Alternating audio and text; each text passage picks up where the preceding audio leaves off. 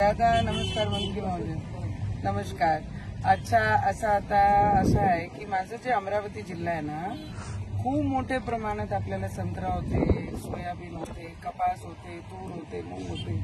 आता काय झालेलं आहे, आमचे काही मंडळ आमच्या जिल्ह्यामध्ये ना, तहसीलदार आणि कलेक्टर जिल्ह्याचे याच्यावर काही मंडळ सोडलेले आहे। माझी विनंती आहे शेतकऱ्यांचे मार्फत की आपण सरसकट त्यांना आदेश द्या।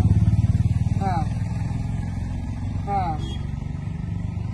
हा आणि पंतप्रधानांना 100% त्यांना आपण एक वाटतो तुम्हाला काय का कुठल्या तहसीलदाराला मला एखादा तहसीलदार म्हणजे कृषी अधिकाऱ्याचा नंबर तेच मेल पाठवा व्हॉट्सअपवरच आहे तेच मेल पाठवा आणि पाठवून देण्यात लगेच ती व्यवस्था करतो तिथे पंतप्रधान करायची। माझी विनंती आहे, सगळे शेतकरी रडत आहे आणि सगळ्यांना अपेक्षा आहे की आपण सरसकट सगळ्यांचे पंचनामे सांगून द्या आणि मग आपण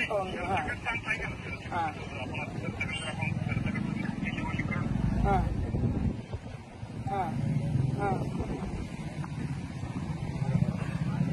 ठीक आहे ना। मी कलेक्टर साहेबांचा नंबरही आपल्याला पाठवते आणि एखादी तहसीलदारांची नंबर पाठवते मी, आपण एकदा त्यांना सांगून द्या। आपलं पूर्ण अमरावती जिल्ह्यातच खारपान पट्टा आहे, संत्र्याचा भाग आहे, सोयाबीन आहे, सगळं आहे। मी तुम्हाला डिटेलच पाठवते। खूप खूप फक्त आमच्या शेतकऱ्यांची दिवाळी अंधारात जाऊ देऊ नका, बाकी सगळं चालते आम्हाला। बस बस बस खूप खूप धन्यवाद दादा, खूप खूप धन्यवाद नमस्कार।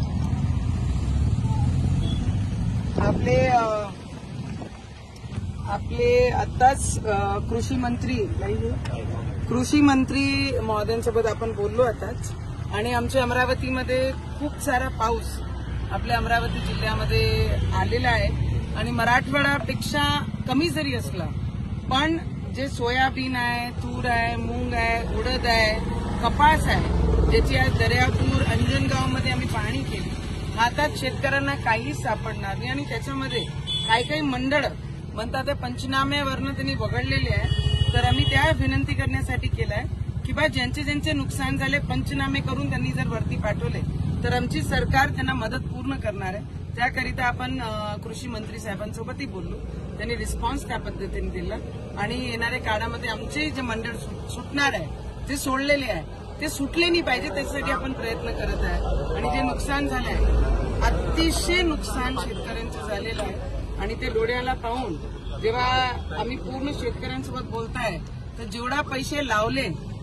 ते गेलेच, पण जे खराब झाले पीक त्यांना काढण्यासाठी त्याच्यापेक्षा जास्त पैसे आम्हाला लावायची वेळ आलेली आणि हातात काहीच सापडणार नाही। तर आमची सरकार, आमचे देशाचे प्रधानमंत्री आणि राज्याच्या मुख्यमंत्र्यांनी आम्हाला शब्द दिलेला आहे की शेतकऱ्यांना वारेवर सोडणार नाही, आणि तीच अपेक्षा घेऊन आज मी कृषी मंत्री साहेबांसोबतही बोलली आणि माझे जिल्ह्यातला एकही मंडळ सुटला नाही पाहिजे, त्याकरिता मी प्रयत्न करणार आहे।